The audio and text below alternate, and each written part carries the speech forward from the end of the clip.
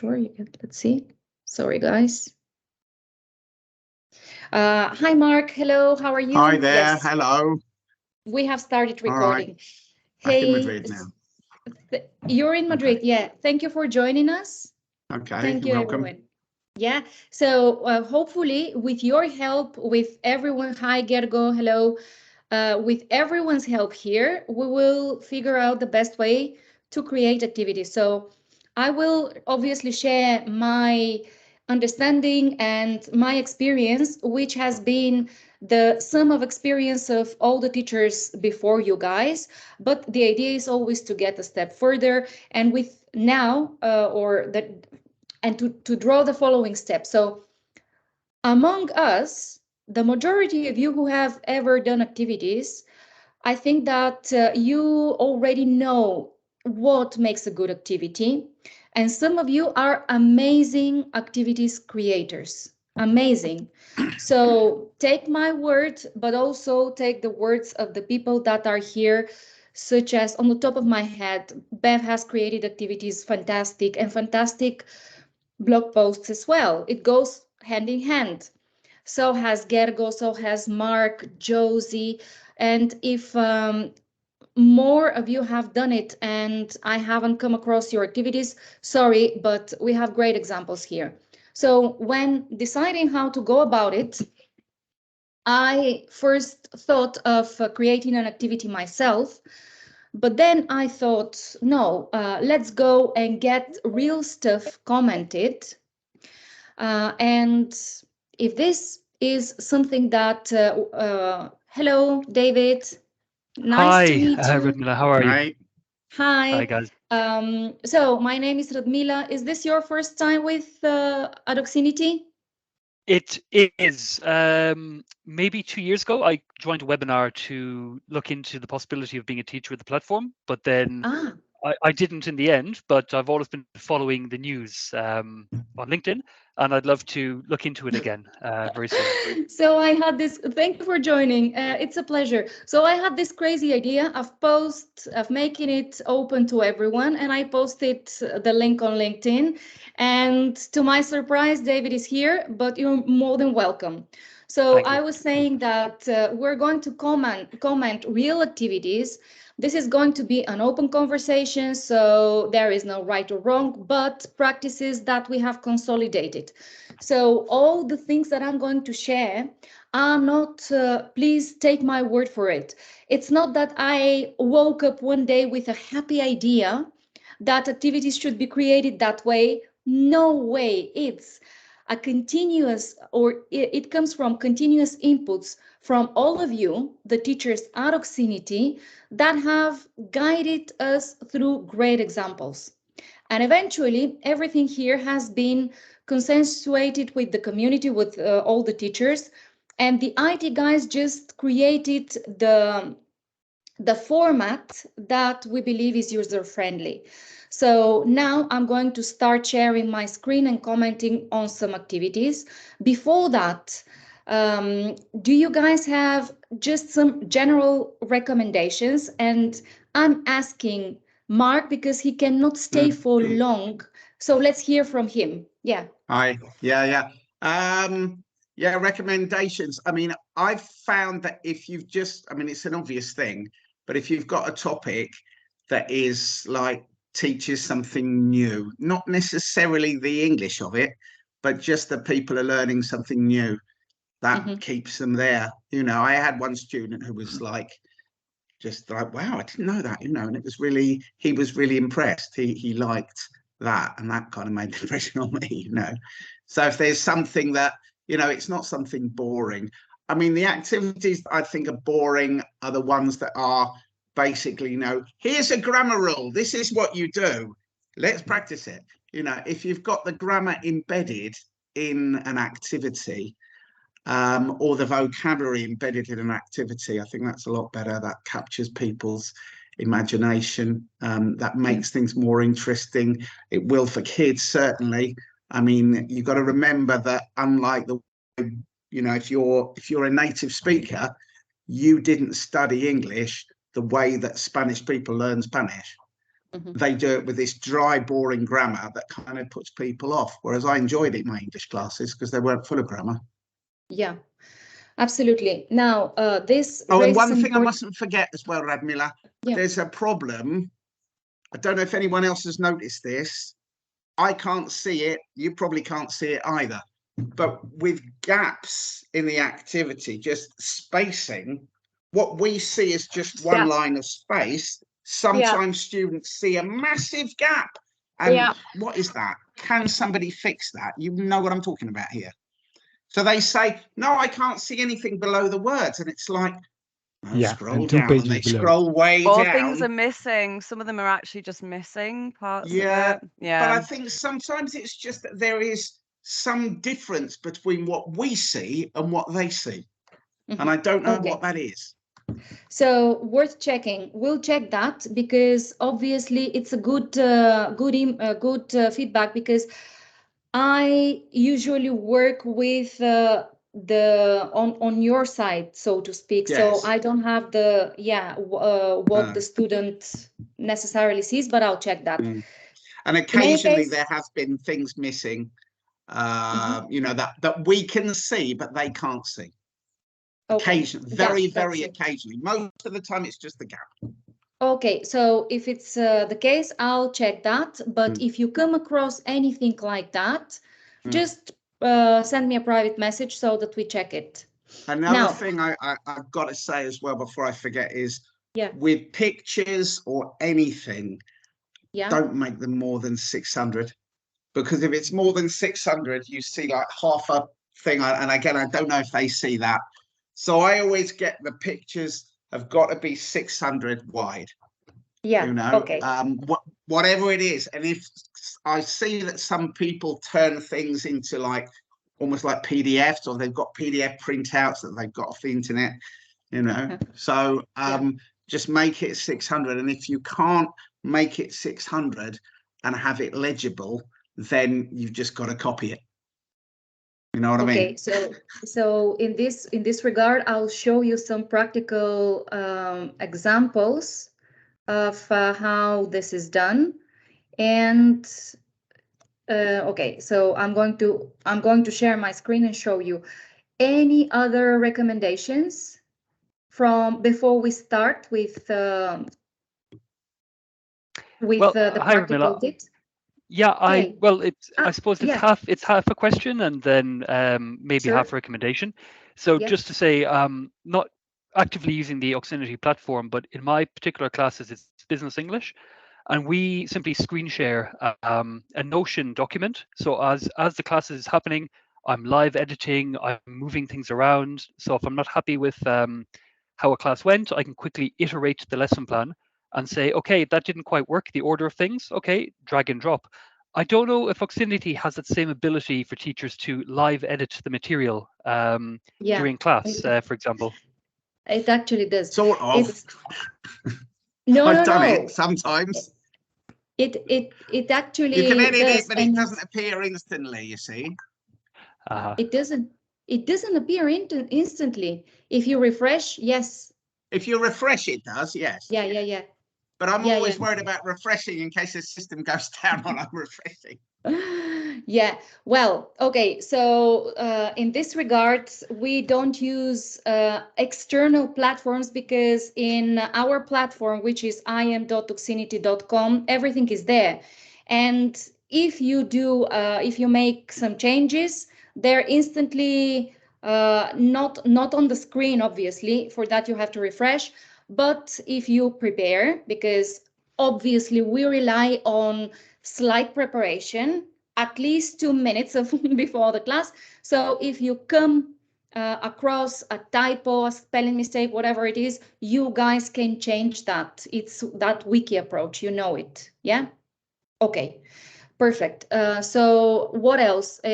Josie has raised. You've raised your hand. Go for it, and then Kay. Well, I was just going to say about the mistakes thing, actually, because sometimes it isn't just a typo. Like, I've looked at material and actually the grammar has been quite wrong and it's taken a bit of editing. I really think we need a tighter checking system. Like for me, if I make a material, I'm happy for it to get sent back to me. Like this text is too long, this picture is too big, you know, we're not happy with the formatting. Like actually get it checked and sent back rather than somebody else having to do it in the middle of a lesson, like reading it out. Oh, this is wrong. That's just a thought as well. I think it's fine for other people to be checking and helping as well. But I personally am happy to have it sent back to me to re-edit if there is something wrong. Yeah. That is exactly what our colleague Rob Wiley does. So his one of his duties is to correct or to proofread the activities and send them back to you with recommendations. But sometimes we are recycling activities, so obviously he cannot act upon them. But here we can go for two strategies, guys. We can go for the strategy of not until it's perfect we post, or we can go with, okay, the activities are good enough and improvable. So the strategy of let's go fix us has a much higher reach, because eventually this has to be a collaborative product. Yeah, it is something written by one of you for the rest of you. Yeah, this is the idea. So if you acted as a publisher, then it would be much more centralized. But we don't act as publishers. We act as a collaborative community. So to understand and it's great that you bring the subject, because that will allow me to explain. We agree on formats. We can agree on the best practices, the worst practices, what works and what doesn't work, on the angle, on anything. But eventually, we rely on the expertise of one of you guys to create these pieces of activities, this material. So the responsibility, up to a certain extent, has to stay with the author.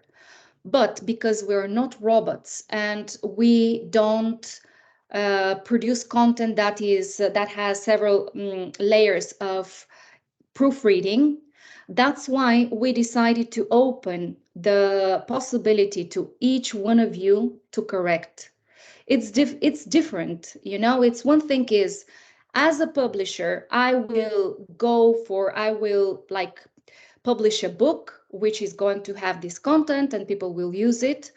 But our approach is, as teachers that we are, we're going to share every piece of work is going to be shared, but I'm also allowing my co-workers, my peers, my colleagues to edit and to add to it.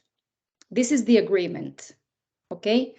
So on top of that, we do have Rob Wiley's role, but his role has to be more one of a moderator rather than making sure that everything is perfect, because that responsibility, in my humble opinion, has to stay with the author, right? And if the author has a grammar mistake, a spelling mistake, or whatever, then we kindly help them, but it's the author's responsibility, yeah?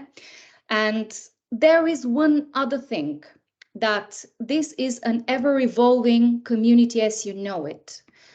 Now, I hope that your attitude is one of, okay, I will analyze this activity and I will adopt the best practices. And when it's my turn to create activities, then I will not only implement the best practices, but if I have a better practice or if I have a different practice, I will share it as well, so that my peers learn from me too. Yeah, this has to be the attitude, which means that we're not closing and just putting a series of rules here, but we're opening to evolution, and any new author can bring practices that the rest of us don't know and can learn. Yeah, this has to be it. So, okay, let's hear Kaylee and then Georgina and Gergo, because you guys have raised your hands as well. So, Kay, go for it. Sorry, I was muted. Yeah, so I've also just that whole thing with Mark, what Mark mentioned about the gaps. So I've experienced that as well. And then I've also noticed,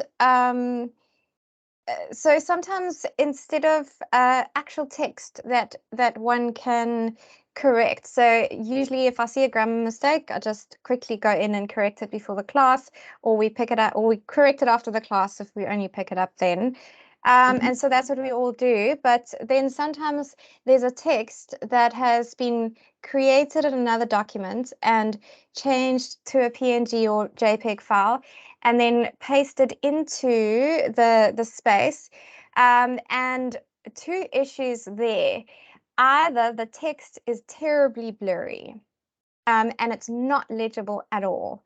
So that is a quality issue. And then the other issue is that if there's a typo or a grammar mistake, we can't change it.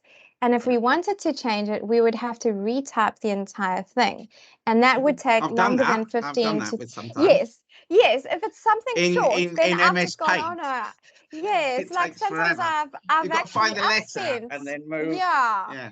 So I've spent half an hour sometimes actually fixing an activity that I've taught or that I'm about to teach, because for whatever reason. And so I don't know if it's possible to get activities that are not fine. I don't know if it's possible to get them assigned to us or assigned to a teacher, because I don't know what happens when we recycle. Because I have recycled activities and then they come back to me the same. I don't know. Well, it'd be nice to assign that activity to myself, and then I'll just spend like an hour just making it better. Okay, so there are these mechanisms operate. In the first place, you teach a class in the platform, and only you, I can't even share my screen and show you unless I assign myself a class. But you can recycle this activity for you. So you are telling the system that, and you indicate why you are recycling it, because there is something missing, because it's whatever problem there. Then that will go to someone to proofread and possibly fix. Okay. Now, this activity is going to be assigned to be improved by one of you when you guys have a canceled class. You know that. So when you have canceled class, then you proofread one activity. But also when you mark the activity with less than 4 stars, the activity goes to improvement as well. So when every time you teach an activity and you give the activity less than 4 stars, that is going to be improved at some point. Again, here we play with the expertise of many people. So different criteria and different experiences. But yet, all in all, I think that the activities have improved. I can see the evolution of everything. So of course we can come up cases of blur images, and I'll show you how you can overcome that. It's complete. It's very easy, and how you can generate content yourself rather than copy paste, because copy paste is the last thing you should be doing, right? The idea here is that as teachers as you are, when you have to filter everything and you have to grade it. So it's not just it's not enough to select a good text from an article and then present it to students. No, it has to be kind of adapted, not adapted, getting rid of the interesting part or vocabulary. No. But ask yourself the question. So is the length appropriate? Is the difficulty appropriate? Is the age appropriate? So the appropriacy of the text is something that has to go through your filter. There's another thing as well, Radmila. Some people like to go to other websites. It's like sort of teachers' worksheets for free or whatever. And you find stuff done in like Comic Sans with like clip art from like 1995, and it really looks a bit crap, you know. And people stick this on. Often they're done by non-native speakers with a lesser level than the non-native speakers who work for Auxility, and there are mistakes in them, you know. You've got to be very careful with those worksheets. Just because it's on the internet, good rule of thumb, not necessarily correct. So very careful true. with some of those stuff you take off the internet. I see some people are aware of breaking news English. That's a lot better, but you know, the stuff, you know, on those worksheets, PDF worksheets, there are a lot of mistakes there sometimes, especially the ones with clip art. Very you know, and like flowers and little borders. I wouldn't, you know, the ones I mean. You see them. We do, and it's a fair point. Not only we're better than that. Of course we are. But not only that, no, it's just the type of practice you find in these papers is very obsolete, in my humble opinion. So it's you know, it's grammar translation based most of the time. So it's transformed this sentence and it's kind of out of context. It's random phrases there that have nothing to do with, well, or little to do. So yes, you're teaching probably the passive voice, but what do these examples have to do between themselves? So nothing. Pretty detached from anything. It's like my tailor is rich. Yeah. So okay. Yeah. This is very 20th century based learning from textbooks that is no longer current, no longer trendy, no longer efficient, right? On top of that, you know that I'm an enemy of gap fill activities, and whenever you go for all these printables and worksheets, they're full of them, and I'm an enemy of gap fill activities because they are not activating their passive knowledge. They're, you know, they're not pushing the student to produce. They're just probably you're getting a little bit of thinking time, but it's not beneficial for the student. So this is a practice that we should leave for more automated processes like the platform. Okay, so I've got an extra 15 minutes, by the way, Radmila. My student has just said he's going to be 15 minutes late. Oh, so stay with us. Stay with us. Let's hear Georgina. I'll stay. Don't touch that dial. Let's hear Georgina and then Gergo and David.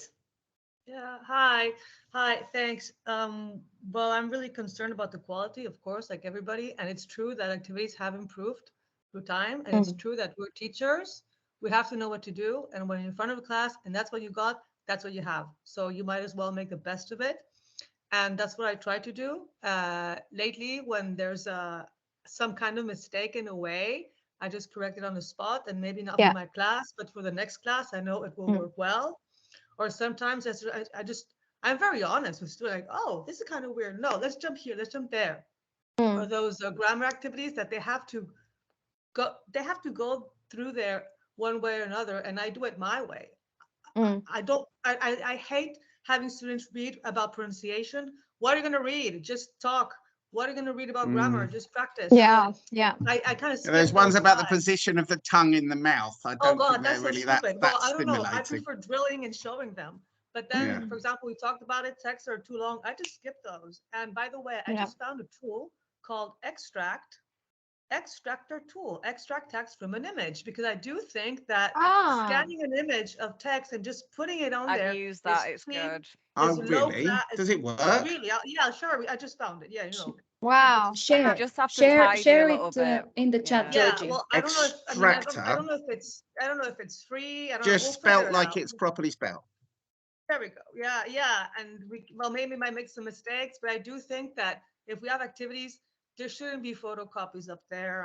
And also what I do, I even read activities that I'm not going to do them because they're horrible. I give them 1 star. So if I don't do them, I rate them. And then again, the criteria again, sometimes I've had to correct activities that I corrected before. And I've been doing like a presentation phase and blah, blah, blah. So I was thinking, who didn't like the activity? What is it? And then, I don't know, I've spoke about this with, I don't know who, but sometimes I suspect that people don't have enough knowledge to correct activities. So yeah, Rob is there doing the first filtering, but then those activities go through different processes. And then I have a feeling that people don't know what to do to correct. So they just do whatever.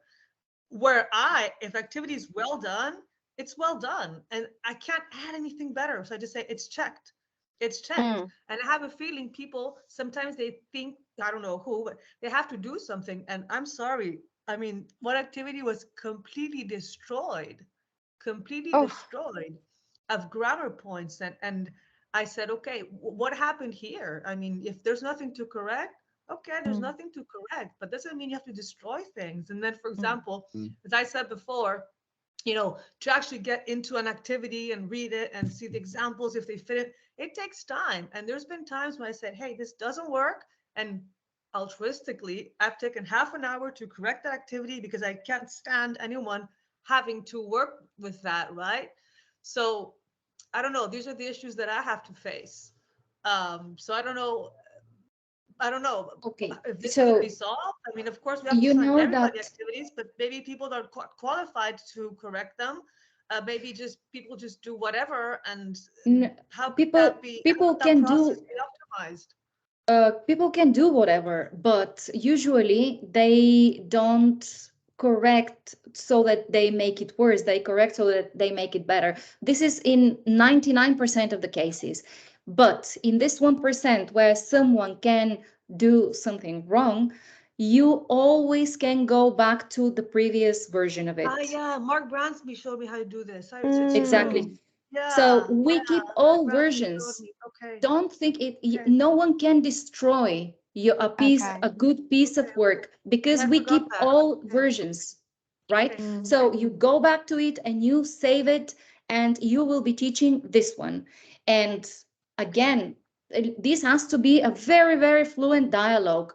So don't keep all this information, feedback, share it, guys. Share it, because this is how we learn. We learn by putting on the table the relevant stuff. So if you approach me as if you don't want to go straight to the author and do that, or the corrector or the editor or whatever, let me know and I can address the issue properly. Yeah, with more training, with more explanations in one-to-one meetings. So I have the capacity to do that, hopefully.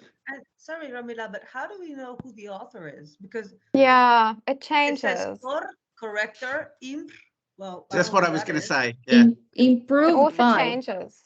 So the author is the there author. Should be a thing to keep the original author permanently. Yeah. Right. Yeah. The original author is always there. Because now we just see the last correctors. Where's the It changes. The original author changes. Yeah. It changes. Over time it does change. Yes. Okay. Yeah. So, okay, show me, okay, if you are certain about it, then send me an example and I'll deal with it, yeah? Because again, I need one example that I can take to the IT guys to solve it. Okay. Yeah? Cool. This is the first news that I've had, that the author changes. But if you say it does, just put one example. If I can find one of mine. Yes. Okay. If I can find one. That might take some time. If you correct something, it puts your name as the author. I've seen that's right. That's it. I never wrote this, and my name is the author and the improvement name. That's kind of okay. So there should be separate things. You should have the improver, but also the OP, as they say on the internet. Yeah. So yeah, guys, if you come across examples, send them my way. Okay, so Gergo, over to you, and then Mark and Bransby and Josie. Hey everybody. Well, thank you for all the comments. So I don't have to make them about all these little things what we have around. For this last particular problem, my database is full of French and Spanish activities, which I have corrected throughout these 4.5 years, and now I am the author of these activities, all of them, and I have them in my. I don't teach neither French nor Spanish nowadays, but I do have them as an author, so it is an existing problem. I can show you these. But why haven't you told me so far? I think I even told Thomas, but many years ago, perhaps, Radmila, and then we had other problems. Well, tell me. Okay, I will send you then the names of these. Yeah, yes, please. And today I can't open the class now because it has been cancelled, but I had an activity over there which I made like 3 years ago, right? I don't know, many years ago. When Bolsonaro came on route, then I made the activity, and now it runs in another name with other pictures, but it's the same thing with the same my words. But that doesn't matter actually. It's more. I think it's more. Matters. We have to.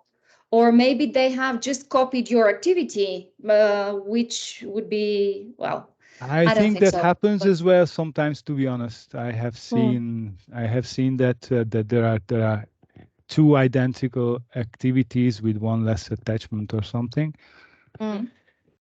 I couldn't really come forward with these things because I experienced that the system doesn't keep our names, so I had no idea when this popped up on my screen that who changed to what and what was the original one.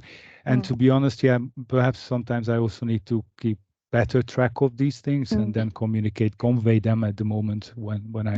You just need one example that if reaches me, I will make sure that it's fixed. Yeah. Okay. Okay. Perfect. So, then, yeah. The other things actually we talked about a lot of problems. So let's perhaps see how can we solve at least some of these things. And when I thought about, we mentioned that we have Rob, who does actually a good job. But I think if we talk about activities, we need to have a priority list. What is important? The size of the pictures, the size of the text, the color of the text. Or is it important that we have a spelling which is correct and we have a grammatically correct text, which makes sense as an activity as a whole? So I think I'm not saying that, okay, let's give now Rob the task to do this enormous work, because let's be honest, this is a lot of work, because we all make mistakes, and to correct all these mistakes, it's a lot of work. But this has to be a priority with the activities when correcting them, not only for Rob, but also for the people who are receiving an activity as a recycled activity, as a complementary work. I agree with you. To do this, if I may finish, to do this, we have this thing, the notes, right? Just like for students, we can give notes. For each activity, we can give notes. So I think we need to make an agreement that in these notes, it has to stand that spell checked for this attachment, that attachment, grammar checked, this attachment, that attachment, and this has to be done first, all times when an activity is corrected, whether by Rob or whether by the others. Yeah. So, and this is something which can help us keeping track of how to do things. Perhaps later we can find a better system, but with this, we are actually giving the tool to each and every teacher to do the correct thing. Because sometimes also you receive an activity and there are no pictures, huge pictures, this, that, blah, blah, and you don't know where to start. That's the first thing you do. Check the spelling, check the grammar. In my opinion, the activities that you tag as poor activities are a stage in the learning process of a teacher. So you have to know that each one of you has started in a way that 3-4 months later, when you go back to your first activity, you are kind of, oh my God, was it actually me who did that? You have that reaction, all of us. And here we can talk about everything, and we can, I'm sorry that Rob is not here because his name comes quite often, but believe it or not, the solution, neither it's his responsibility, nor the solution is on putting more characters. No, the solution is we have to create for everyone the same criteria as the most experienced one of you have. They have to apply them. They have to know what makes a good activity and a good practice and what doesn't. and they have to be able to skill up until they reach you. Any other solution is unworkable. Take my word, I've been in this business long enough to know that any other solution is unworkable. Only the one that makes people aware of how to make better decisions is a good long-term strategy. The rest are fixes, easy fixes. That, of course, I agree with you, Gergo. We have to have that attitude, and we have to check things and correct things, and be very vigilant with them. But I think that we have to help teachers make better decisions in their day-to-day processes. So here's one tip that I think that all of you should learn, which is the art of being concise, which is very difficult for you, because majority of the troubles for your peers come when you forget to be concise and you put everything under the same common denominator. Now, the needs of a low-level student and their skills are not the same as the skills and abilities of a P5 student. And you, or some of you, may forget that. So when it comes to correcting, it's much easier to correct typos and spelling mistakes. It's easier than correcting wrongly graded language. I mean, this is something that you often forget. So you complain about these formatting stuff and editing stuff, but very few people pay attention to the fact that if the level of difficulty of texts, of videos, of whatever is above the student reach, the activity is unworkable, right? So the first thing that we have to think is, what is the level? What level am I preparing activities for? Is this low level or high level or intermediate? Is it kids or teens? It's not the same. And the art of being concise doesn't mean to work on less interesting stuff. No. The news can be the same, only that expressed in a simpler way. Yeah, this is the first thing. So grading is absolutely essential here. And the second is, you love texts, and the majority of you base your activities on texts. But you often confuse the purpose. So texts are for reading, but it turns out that you put it in a fluency activity. So that's another major error that is not so much what we'll imagine if I'm correcting the activity, or if Rob is correcting the activity. What would they do? They have to send the whole activity back to you to correct it, upside down, because there is an element in the activity that doesn't belong necessarily to the activity. So when you use text, the use of text has to be really based on something that is, the question is, will this spark conversation or not? Is this going to be enough for me? Okay, yeah, I'll check that. Yeah, so will it spark conversation? Will it be engaging for my student or not? Yeah, this is decision number one. And then the length of the text, and I insist on that. If we have all these, providers of exams, even them that base the whole teaching on texts, even they will tell you, hey, texts should be not more than 150 words. Do you know why they say so? And depending on the level, they play with more or less words, because it's attention span. No one can pay attention to something long unless it's only about reading it. For instance, unless it's a legal activity where we are presented with a case study that they have read and comment or do something with it. But for fluency activities, long texts are absolutely detrimental. They're detrimental. So if you want to make your students say something and spark conversation, go for the concise version of it. How to do it? Just read it and then take the vocabulary, the target language that you think it's relevant, and in your own words retell it with the target language that you consider relevant. It's very simple, but it requires a filter from you that will make the before and after. Yeah, because journalists present the whole news. You're taking it and you're using it for your learners. It's not the same. Me reading the newspaper and me teaching an activity.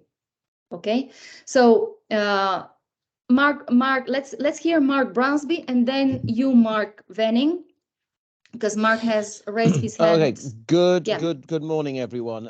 Just a few points. I hope I'm not going to do totally bore everyone.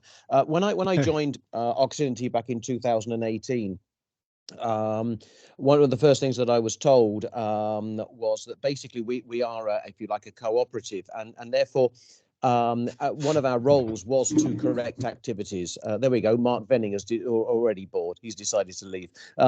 So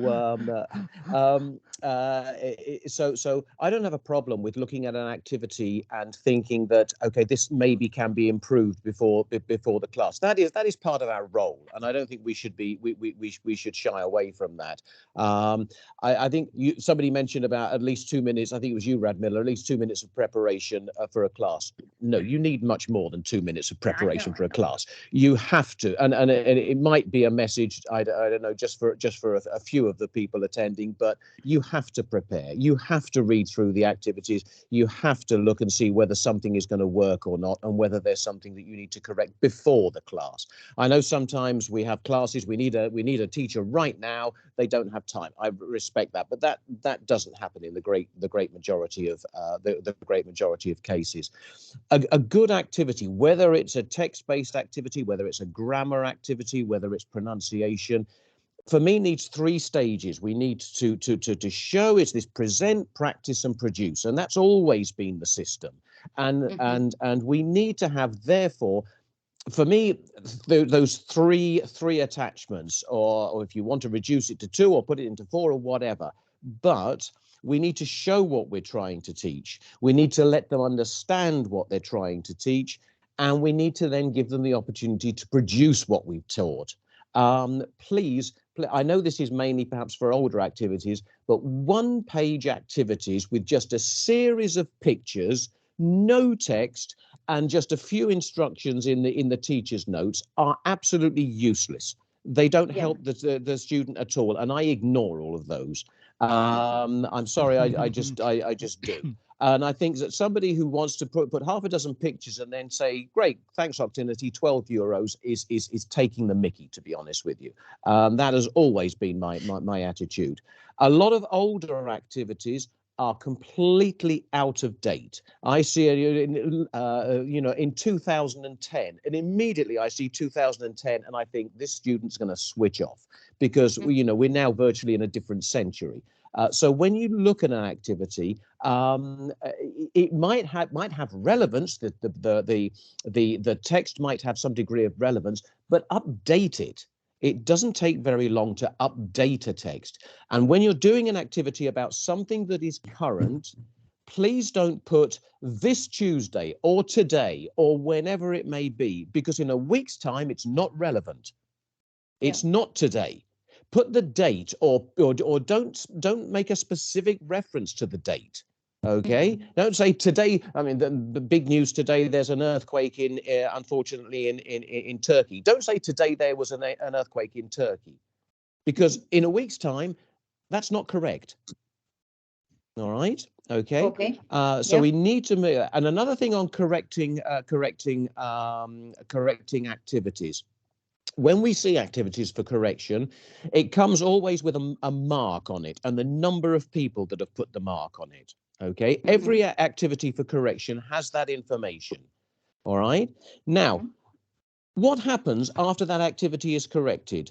Do we wipe all those previous marks or not? Because if an activity has a mark of 2.5, okay, and then we improve it, we have to start from 0.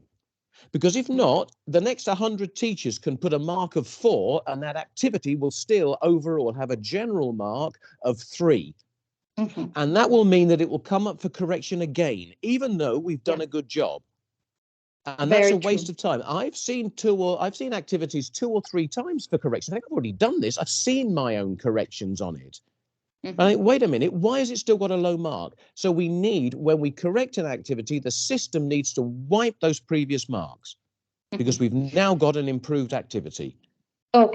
Okay, so thank you, Mark. Very, very true, and I'll check that. But guys, no matter how appealing it is to talk about the system, I think that we have to see and the system has to follow you, definitely. But we have before that to attend some and to create that criteria awareness, and to go back to the practices that work and don't. So if you guys, when you raise your hands, can also bring your expertise to, okay, so these are the best practices, and these other don't work, I would also appreciate that, because eventually people that are new to the system will learn better. So right now they're learning that the system doesn't calculate the grades in a way that whatever, which is true, but I want them to actually become better writers, better activity writers as well. So okay, Mark, very quickly, Venning, Hi.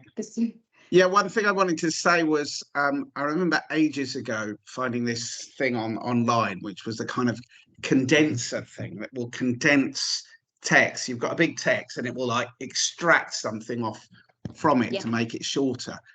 But don't use them because they're crap. And I think some people have used those things for text, because I get some text and in the middle of it, it says, Mr. Wilson said, and it's like, it was Mr. Wilson. It doesn't make sense. So you've got to cut and paste that, put that into Google, find the original text, and then find some context as to who this mystery person who's appeared in the middle of the text was. So some people, when they're editing text from a bigger thing, I don't know if anybody else has found that, but there are certain things like, she said, and there haven't been any women mentioned previously. So clearly, sometimes when you're editing, the author hasn't read the whole and hasn't done this himself or herself.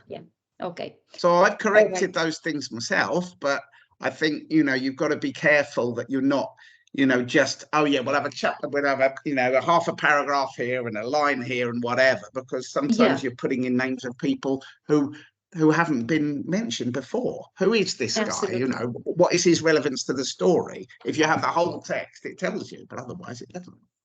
Yeah, very true. Okay, so David, you had raised your hand before, and would you like to add something? Because I'd love to add something. Well, I might add first to Mark's recent comments. By the way, guys, my screen is frozen on my side, but I'm assuming that you can all hear me. So on Mark, with this websites that summarize text, I would say personally that I've been playing with this ChatGPT 3 over the last couple of days. Oh right, I read about that the other day. I was going to do an activity on it actually. You can put in a text and you could say, please bot invent comprehension questions, and it does it perfectly, and it can summarize things perfectly. So I think these are problems of the past, maybe. And it's free for the moment. It might have a premium price in the next couple of months, but these are past problems, I believe. Can you put a word limit on it? 5,000 characters, so it's quite high. But can you say to it like, you feed something in, like 3 pages, and say I want 150 words of that? Yeah. I was doing it yesterday with business students. I told it to rewrite a text at an A1 level, B2 level, C1 level, and it did a pretty good job at that. So it's pretty good. But I was going to ask you, of course, Radmila, is there with Auxinity any I don't want to use the word obligation, but is there an expectation from the students that they open up the lesson plan at minimum of 48 hours before the class, so that they come prepared, they've done some work before arriving? Or is that just a good habit that a few students might have? But I don't know if there's a particular policy with Oxinity on that. So we always encourage them, and since the majority of the classes are online, in 99%, they log into the platform for every single class, and we always encourage them to look at the material beforehand and after the class. Yeah, so we don't rely on them studying, but we encourage them again and again and again. And there is another thing in the platform that practices the target language and the texts and everything, which is the game. So in the game is based on the inputs of the activities. Everything on the game has been created from the target language that you guys put. And it practices content that you taught in class.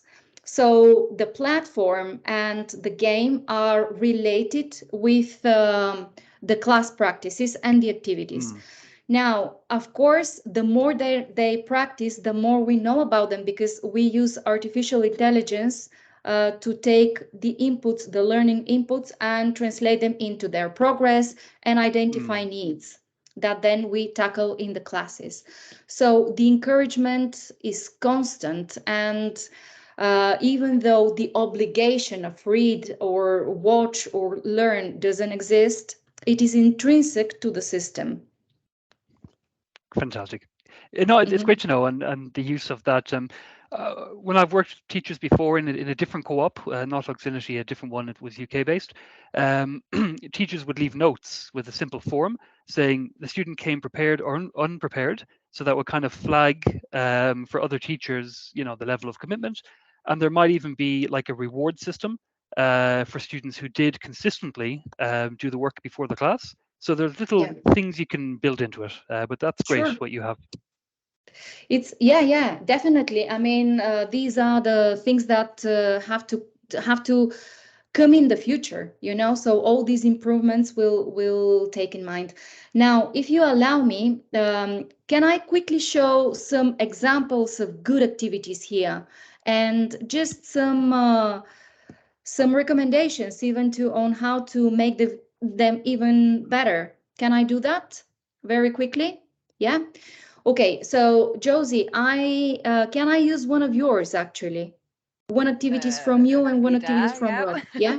Okay, so no, I'm using Josie's activities as an example of great activities. Yeah, so great activities that are very well structured. So consciously she works on the format, on every single thing, that it's a pleasure to show you these activities.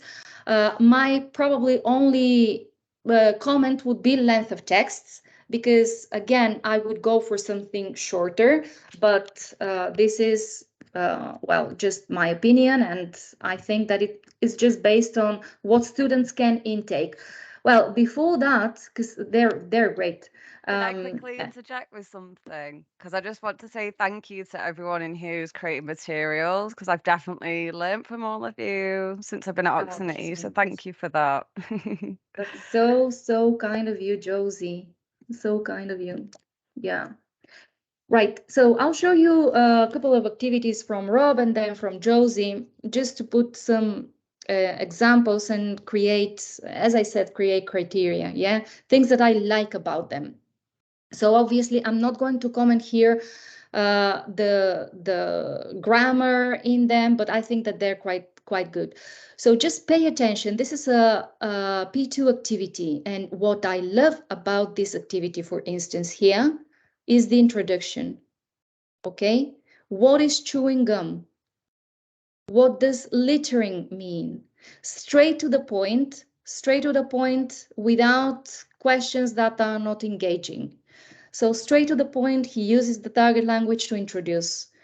Then the text, I like the text is, in this case, short.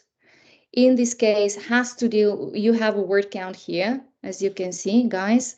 So 77 out of 150, which is the recommendable size, yeah. And it's a very well proportioned text for the level and in general for the topic that it is. My only improvement here would be, okay, I'm going to show you how you can wrap the text around the image, yeah? So by double clicking on the image, just a trick that you can do, maybe we can increase, can you see the pop-up message, by the way? Yeah. Yeah, okay, so I'll increase to 450 pixels, and here I'm aligning to the left. So that way, to me, it is better. To me, yeah. Maybe this is arguable. Another thing is sometimes, well, it's not this case here. There are no, well, whenever key is needed, provided. Yeah, it's not the case, but whenever key is needed, provided.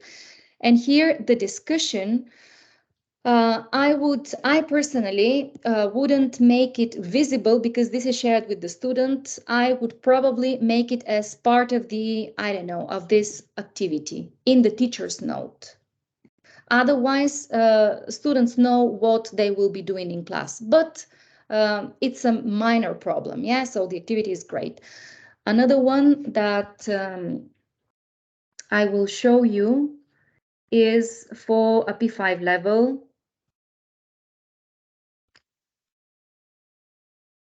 Right. So this is a grammar activity for high level. So here, my only concern, again, a great activity. My only concern would be whether or not it's challenging enough for high level. But in any case, the layout is good, very good. And the practices are very well presented. Okay, so here we follow more or less the structure of first I do, so I model the language, then you do, then we do. Yeah, or present, practice, produce. Okay, so as you can see, there is no gap. The practice that is presented is enough for the student to activate without being like without these practices that in my humble opinion are a bit obsolete. And I'll show you one of the activities done by Josie, because as I said, they're super engaging, very interesting. And okay, so you say here as an introduction to go straight to the intro, yeah, which can be controversial, but I personally like it because it's done in a very, subtle way. Here, some people, if they have issues, well, they can decide whether to skip that part or not. To me personally, this is great because it's language that we never teach and students still need. And the way, the angle is amazing. And as I say, the activity, well, the image is super engaging, very, very good, very well-organized text. I would go for a little bit less maybe, but look at how well she's done. She plays with text, she highlights, or you, Josie, highlight the target language, which is great. So I would just wrap this around, and that way it's like an article, right? So it works better. Again, here, the questions that teachers would ask to spark conversation can be also hidden. So one way of doing it is we leave the picture and we just put the questions in the teacher's note, right? So that we don't spoil, the practice in class. This is my only point here. But again, I insist that way we have in the teacher's part the questions that you can ask, and the student won't answer them beforehand. But I'm commenting again on look at how great this table is. This is amazing.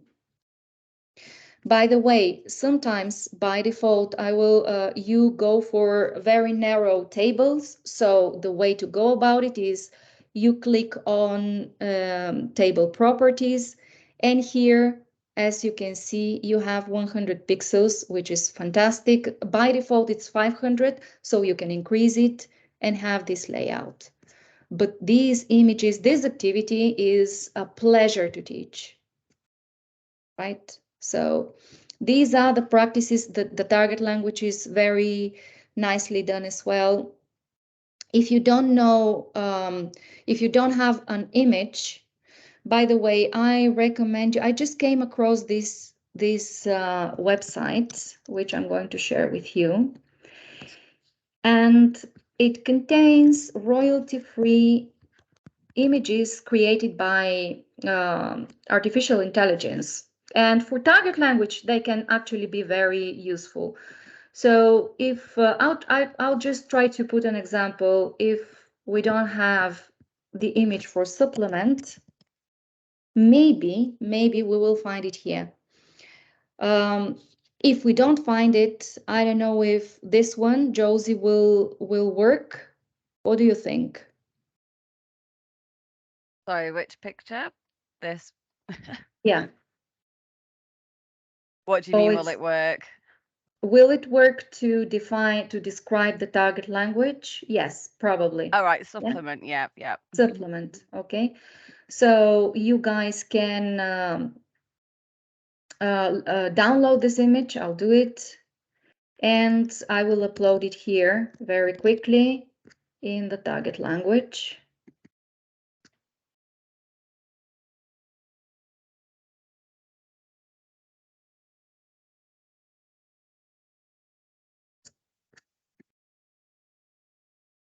Okay, so now we've complemented the target language in an easy way. As I say, this website contains royalty-free images generated with artificial intelligence.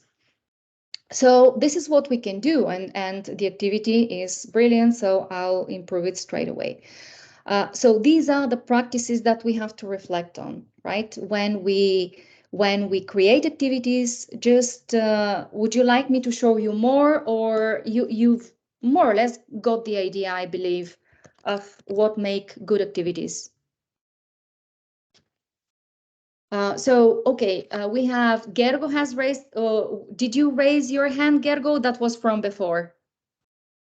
Yes, I would like to share, perhaps back to the. I'm lost a little bit. Oh yes, okay. So I think I completely agree with you that long texts are not useful normally in open classes. However, sometimes teachers create activities like I do sometimes with gap fills or with long text because I have students who explicitly ask for it.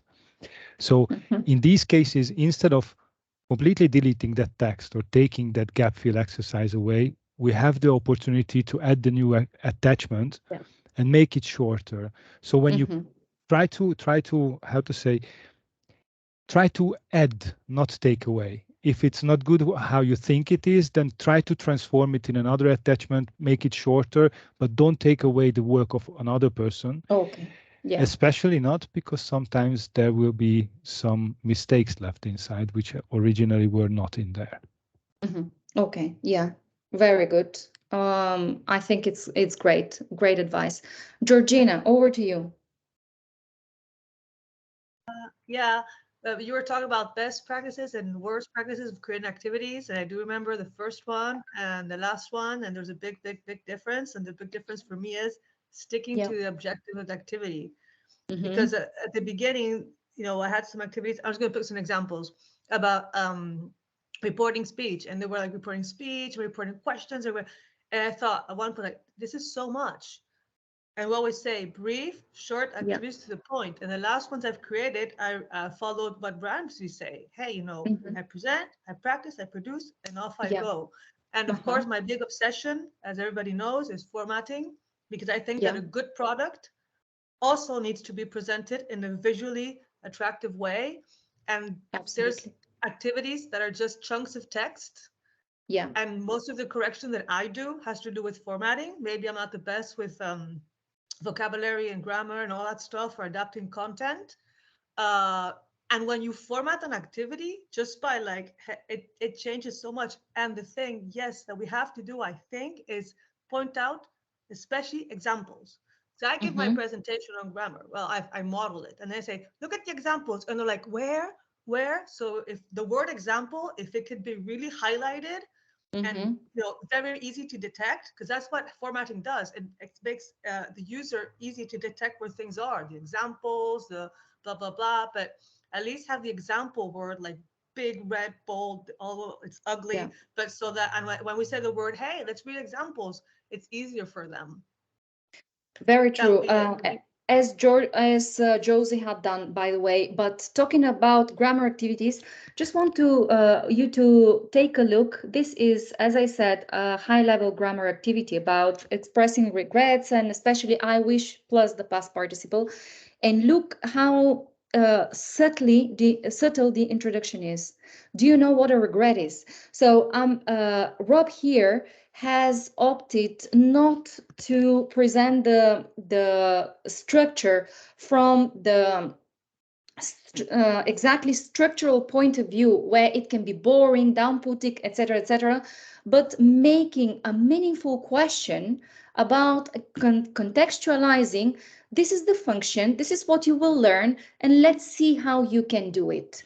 So I love these types of introduction, because they make it very relevant for people. Okay, so here I'm not learning I wish plus past participle. I'm learning to express regrets, which is much better.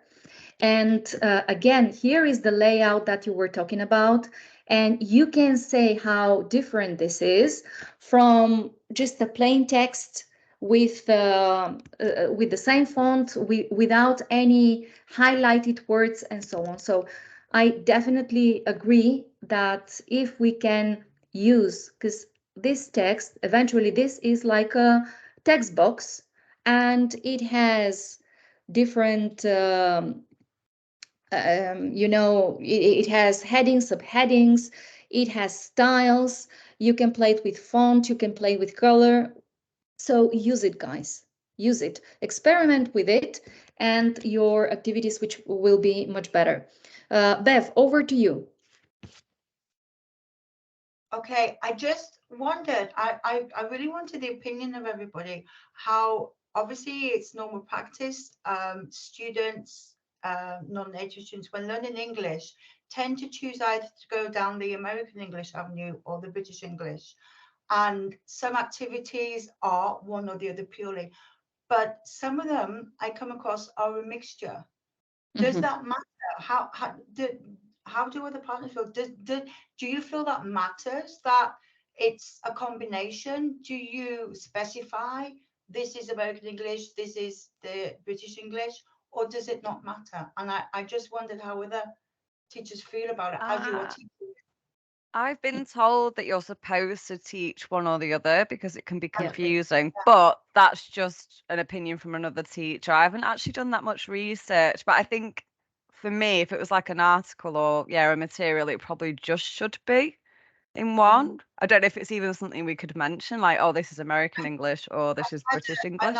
But you know, sometimes it's an article that's obviously being copied from an American, it's an American article, fine. But then the following phraseology is British English, and it doesn't really connect. So I just wondered if it's something to be aware of, that it should either be one or the other. Or does it say, oh, it doesn't matter, what's the problem? I just wondered what other. Okay, so let's hear your opinions first. My opinion is I feel that it should be one or the other, personally. I know what a lot of non-native English people phrase, because they hear from films, music, have certain American way of pronouncing words, like tomato, tomato, let's face it. Not many non-English people say tomato.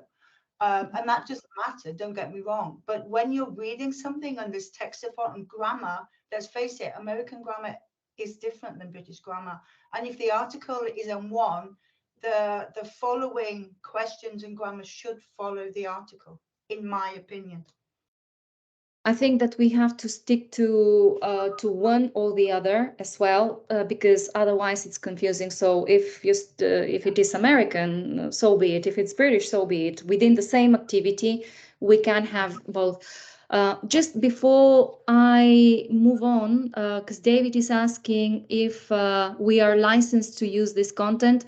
It's royalty free, but you guys double check, please, because right now this is open source, but things change, and needless to say, go for royalty free images. Yeah. Well, Radmila, I'd add to that. I think it was more in reference to, it just so happens that I used that Breaking News English lesson myself with students a few days ago, and that's why I recognized the text word for word from breakingnewsenglish.com. I suppose what I would do in my case is I deliberately read it myself as a teacher, and I changed it to make it about 30% different to the text online. Yeah, I've started doing that. And basically, just in case I ever get called out on it. But as I'm an individual, autónomo, as we call in Spain, the chances of that coming to light that I use that material, but with a platform like Auxinity, if the lesson plans are being reused by 10, 20, 30 teachers, there could come a point where it's pointed out, like Sean Banville, I think is the name of the author. Oh, is this my content? Are you profiting from my content? So my recommendation would be change a few verbs, rewrite it, change active to passive, put a few conditionals in there to say, or at the very least in the glossary, say original text from here, but here are our changes, for example. Absolutely. We have to be fair. Yeah, you guys have that this responsibility, because there is no way that we know exactly where you're getting the information from. So special mention if you're using someone else's, or as David says, you have to make it yours, not just copy paste. That's why I've donated as well, though, because obviously it's amazing that someone's creating this content. So I wanted to help by supporting that as well. Yeah. Absolutely. Very, very good. Very good. Gergo, over to you.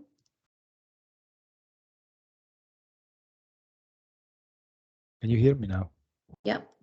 Right. Sorry. So it's it's not connected to what we were talking about, but because of the text, what is on the screen now, I would like to ask the opinion of the other teachers. How should we use the colors and the background and the highlighting? Because to be honest, lately I start to see that the texts are really colorful and they look really nice, but it doesn't make sense. So the coloring, for example, here I don't see the use of it. I mean, like, it's really nice that it's in purple, but actually and the thing is, like, on some screens it might look nice, this purple, but on many screens it wouldn't. Yeah. Georgina, you are doing something. Yeah. So I'm like going crazy right now. Thank you, Gergo. But out of the blue, text that has to be red has to be black. Or blue, that's it. Yeah. Or gray. Punto. Or gray, yeah. Headings. Yeah. I think so too. I completely agree. Instructions you want to stand out. There you can put a bit of color. Usually have to be like dark colors, right? Some colors excite the eye and they're more difficult to read. But in this case, Josie, lovely Josie, maybe I would have inverted, yeah? This is Robert. This is Robert. Yeah, well, I only ever put a bit more color on kids ones, but I also try and go for the darker shades of everything. But I will keep checking though. There's a lot of things, stuff about language, about levels, about layout. There's a lot of things here to make sure we could all follow. But yeah, sometimes, thank you, Gergo, I freak out with comments nice one, yellow on top of white screens. And I try to change that, but yeah. Okay, what I do like is the contrast here. Yeah, so he highlights the structure And here he has followed this rule, texts in black or something that is readable. And examples, yeah. I'm sorry, but then again, the examples, the text like says green and examples, and then the examples themselves are in a completely different color. So it's actually the examples should be in the color which says examples. I mean, like it's nice, like it's different colors, but to me, if I was a student, I wouldn't follow this. I mean, like if everything is bold or everything, well, bold doesn't work, but for example, italic, then we see it. That's my personal opinion. Sorry. We can go and create also some guidance for using. For instance, it makes sense to me that the examples are in. Well, it actually doesn't. If we put the examples in italics, I don't know, because everything is in English, so everything is an example. I don't know up to what extent, but maybe to highlight the structure from the examples, in this case, it kind of makes sense to me. It makes sense to me. That's what I was going to suggest. You could use the orange and highlight, or two different colors, one for the I wish, and then the rest of the orange and put heading number 2 or heading number 3. Oh, that, yeah. And then take examples and put heading number 3 in a color in bold, and take I wish and put them in italic with heading number 4. And there you go. It's completely well formatted. Say again, Georgina. So this, out of the top of my head. Yeah. So there you say various ways we can express English. There are various ways we can express English. Yeah. You can put it in like aqua full. That's what I do. Okay. And you put heading number 2 and in bold and in the center. No, normal, no, the other one. Encabezado 2 in bold. Yeah. In bold. Top, bold. See, top, bold. Vale. And if I wish I'd only, heading number 3, for example, that'd be fine. Yeah. And then the other I wish too, heading number 3, that'd be fine. And then this thing though, first you got to put the color and then the heading. If you put the heading first, then you can't put the color. I don't think you can change the color. Yeah. Is there number 4? Yeah, click on save. Okay. So there's a bit more. The eye easily jumps from one, and then I format number 2s and number 3s. I put a lot of, I do different things there. I hate to underline. Well, I don't know, but the eye already. Okay. Okay. I see what you mean. Style book together. We could put a style book together. That's called a style book. Yeah. Like how to apply we can. We can do. We can definitely do that. Does it look good on the screen of the students? I mean, like the headings, heading 1, heading 2, heading 3, because I don't know how it. It looks nice here, but I'm not sure if it looks well on the screen of the students. Yeah. Okay. So I think this again. Maybe Thomas something to ask about this, that how it works with the different OP systems. Yeah. These are really good questions, because this is really quality. I mean, like how it looks like this 2 minutes or 1 minute, it looks much nicer like this. Very true. Okay. So we'll take a look at it as well. Okay, so guys, I don't know if you have more time. I would stay here longer, but I think that time is limited and you must have other commitments. So since it's interesting, let's do one of those once a month, once a trimester, something like that. Let's keep these meetings. We'll continue discussing outside the webinar. So in the chat, we can also, all your ideas are more than welcome. We can create a style guide if you want, and move forward. So with these ideas and more that you will have, let me know, and then we will program the next webinar. Hopefully more teachers will join. And I hope that was useful for all of you. Yeah. So thank you very much for the great ideas as usual. Yeah, I liked it because we all shared a lot today. I really like that. Yeah, it was good. Yeah, thanks everyone. Very good. And thank you, David. I'll approach you on LinkedIn. Yes, we'll talk about it. I'd like to get involved because, as I said, very independent in my own way, but it is great to be try to become a member of a co-op again. and I've got lots of experience in the past with different co-op for web designers, co-op for graphic designers. It's a lovely model of working together. So I'd love to get into it. Yeah, me too. Thank you very much. Bye-bye. Thank you, everyone. Bye-bye. Thank Bye. everyone. Bye, everyone. Have a nice day.